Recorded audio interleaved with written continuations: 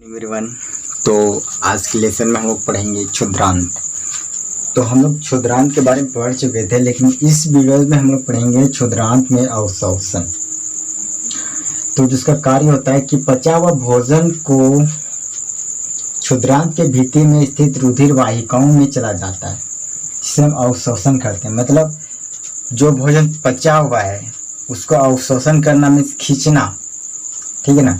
तो क्या कहलाता है? अवशोषण कहलाता है। सिंपल सा बात है, जो भोजन जो पच गया, जिस भोजन को टुकड़ा टुकड़ा कर दिया गया, वह क्षुद्रांत की भित्ति में स्थित रुधिर वाहिकाओं में चला जाता है। मतलब चला जाता मतलब अवशोषित हो जाता है, ठीक है ना। उसे हम लोग क्या कहते हैं? अवशोषण करते हैं। आज के रुधिर मतलब होता है रक्त। क्षुद्रांत हम पहले बता चुके थे। क्षुद्रांत आप इसको छोटी आंत भी कह सकते हैं, ठीक है ना। क्षुद्रांत के आंतरिक भाग पर अंगुली समान रचना बनी हुई रहती है, जिसे आप दीर्घ रोम या रसांकुर कहते हैं। दोनों में कुछ भी कह सकते हैं, दीर्घ रोम या रसांकुर। मतलब क्षुद्रांत मतलब छोटी आंत के आंतरिक भाग में, मतलब अंदर के भाग में अंगुली समान संरचना बना रहता है, उसे आप दीर्घरोम या फिर रसांकुर कह सकते हैं। अवशोषित पदार्थ को स्थानांतरण रुधिर वाहिकाओं द्वारा शरीर के विभिन्न भागों तक होता है, जहां उनका उपयोग जटिल पदार्थ बनाने में किया जाता है। इसे स्विंगीकरण कहते हैं। तो आप इसे नोट कर लीजिएगा। अब जो अगला है हम लोग, और क्या होता है ना, जो पदार्थ छोटी आंत में नहीं पच पाती है, मतलब जिस पदार्थ को छोटी आंत नहीं अवशोषण कर पाता है, नहीं अवशोषित कर पाता है, तो उसे वह बृहदांत में भेज देता है। वहां पे उनका क्या काम होता है, अब हम लोग बृहदांत के बारे में जानेंगे, ठीक है ना। तो चलिए बृहदांत के बारे में जानते हैं। आप इसे वीडियो स्टॉप करके नोट कर लीजिएगा।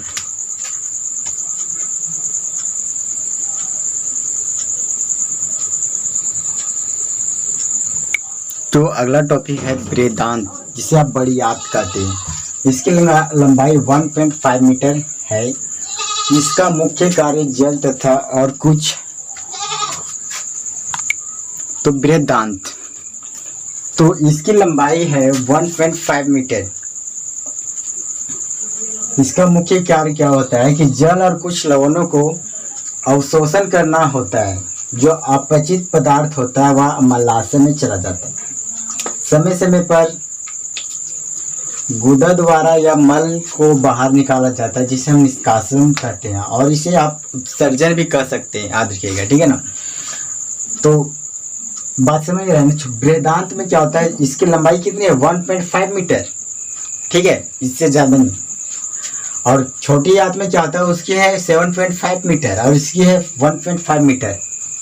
तो याद रखिएगा, ये नहीं कि छोटी आंत है तो उसको होगा 1.5 और बड़ी आंत है तो इसका 7.5, नहीं, बड़ी आंत का है 1.5 मीटर और छोटी आंत का है 7.5 मीटर। तो इसका मुख्य कार्य क्या है? जल और कुछ लवण है जिनको अवशोषण करना होता है, और जो अपचित पदार्थ है जो नहीं पचे उसे मलाशय में चला जाता है। मलाशय में चला जाता है, वह मलाशय में चला जाता है। समय समय पर उसका निष्कासन होता है, ठीक है। तो ये बृहदांत का कार्य, आप इसे नोट कर लीजिएगा। फिर अगला है जो कि पढ़ना था, घास खाने के बाद जंतुओं में पाचन। तो क्या होता है कि जो जीव जंतु शाकाहारी हैं, शाकाहारी तो हम लोग भी हैं, लेकिन हम लोग सर्वाहारी, मतलब हम लोग दोनों चीज खाते हैं ना। तो जो स्पेशल सिर्फ शाकाहारी है, मतलब ये जो घास के बारे में चर्चा किया गया हम गाय पर, तो ठीक है। तो जो घास खाते हैं, तो क्या होता है कि हम जानते हैं कि गाय जल्दी जल्दी भोजन करती है नहीं, वह जल्दी जल्दी खाना भोजन करती है। फिर घास को इतना जल्दी करेगी, फिर उसको पेट के अंदर रखेगी। पेट के में कहाँ पे रखती है? अमाशय में रखती है, और अमाशय में भंडारित करता है, ठीक है ना। उसे निकल कर अमाशय के एक भाग में भंडारित करता है, उसे हम रूमेन कहा जाता है। उसे क्या कहा जाता है? रूमेन। फिर रूमेन में भोजन का अनुवांशिक पाचन होता है, जिसे जुगनू कहते हैं।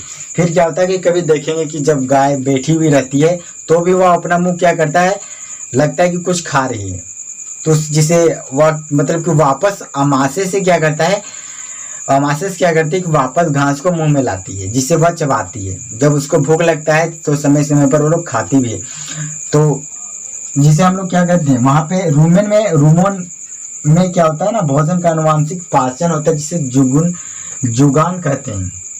आप इसे नोट कर लीजिएगा, कहीं भी कंफ्यूजन होगा तो आप पूछ सकते हैं, कॉन्टैक्ट नंबर से भी पूछ सकते हैं, कॉन्टैक्ट नंबर नीचे दिया रहेगा, ठीक है ना। रूमेन, ये कहीं भी डाउट नहीं होना चाहिए, क्योंकि गाय हमेशा जानते हैं ना कि गाय हमेशा जल्दी, गाय नहीं बकरी भी बहुत जल्दी जल्दी भोजन करती है, उसे निगलती है और एक भाग में भंडारित करता है, अमाशय के एक भाग में भंडारित करता है और वहां पे फिर उसको रखा जाता है। वही भंडारित जहाँ करती है उसे हम रूमेन कहते हैं, ठीक है ना। फिर रूमेन में भोजन का आनुवांशिक पाचन होता है, जिसे हम जुगान कहते हैं। बात समझ में आ रही है तो आप इसे नोट कर लीजिएगा। फिर आगे हम लोग चलते हैं थोड़ा सा अमीबा के बारे में, तो इसके बारे में थोड़ा और समझेंगे,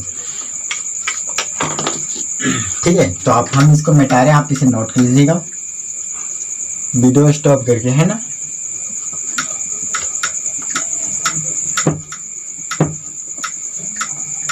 तो जो आगे का टॉपिक है वो बेहद ही मतलब थोड़ा सा है कि आगे का टॉपिक क्या है, तो जो है ना आप लोग जो कुछ छोटा था घास वाला, तो जब गाय घास को वापस मुख में लाता है और उसे दोबारा चबाने का काम करता है ना, तो उसी को हम लोग क्या करते हैं, रोमनधन कहते हैं।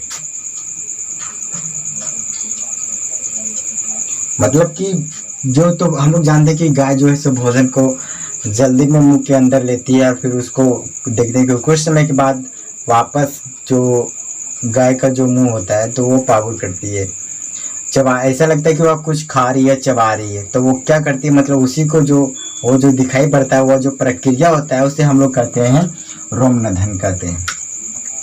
तो ये छोटा टॉपिक था। अगला अमीबा। तो अमीबा जो है ना एक कोशिकीय जीव है और जो यह इसकी आकृति को ये फिक्स नहीं होती कि ये गोल होता है या फिर चतुर्भुजाकार होता है, त्रिभुजाकार, ऐसी बात नहीं है। ये कई आकार कई आकृति में पाया जाता है, ऐसे भी हो सकता है, ऐसे भी हो सकता है, कोई भी इसी कोई नियमित आकृति नहीं होती है। और जो वह गति करता है वह कूटपात के द्वारा गति करता है। लेकिन हाँ अमीबा क्या एक कोशिकीय जीव है, मतलब ये भी सजीव है, तो इसके अंदर भी केंद्र पाया जाता है।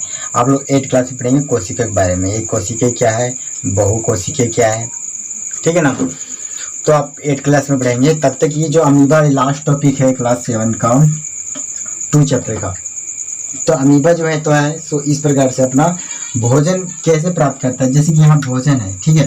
तो अमीबा जैसे ऐसे ऐसे है, ऐसे ऐसे, तो धीरे धीरे ऐसे ऐसे आएगा और भोजन को चारों तरफ से घेरता है।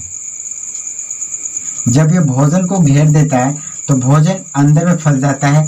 अंदर फंसने के बाद क्या होता है कि भोजन की अमीबा से एंजाइम निकलता है, फिर भोजन को अपचित कर देता है। बात समझ में आ रही है। तो भोजन को ये अपचित कर देता है। तो ये था हमारा अमीबा का टॉपिक कि अमीबा क्या है। तो अमीबा एक कोशिकीय जीव है तथा इनकी आकृति अनियमित होता है।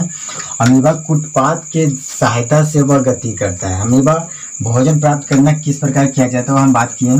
कोई भी भोजन मान लीजिए यहाँ पे है तो वो चारों तरफ से आएगा, मतलब आएगा अपना फैलाएगा आकृति और फिर भोजन को अपने अंतर्गत आ लेता है। फिर जब ये भोजन अंदर चला जाता है तो एंजाइम के माध्यम से वह अपचित हो जाता है, फिर वह तरल माध्यम में आने लगता है। फिर तरल माध्यम से क्या होता है, कुछ फिर ऊर्जा निर्मित, तरल माध्यम फिर ऊर्जा में परिवर्तन हो जाता है। बात समझ में आ रही है ना। तो आप इसे नोट कर लीजिएगा। लास्ट वीडियो जो कि ये पूरा चैप्टर का था, चैप्टर खत्म। अब हम लोग नेक्स्ट वीडियो मिलेंगे नए चैप्टर के साथ। तो नया जो चैप्टर रहेगा हम उस टाइम मिलेंगे। तब तक के लिए बाय। आप इसको नोट कर लीजिएगा, याद कर लीजिए। कंफ्यूजन होता है तो आप लोग कमेंट सेक्शन में जाकर पूछ सकते हैं या फिर डायरेक्टली कांटेक्ट कर सकते हैं, ठीक है।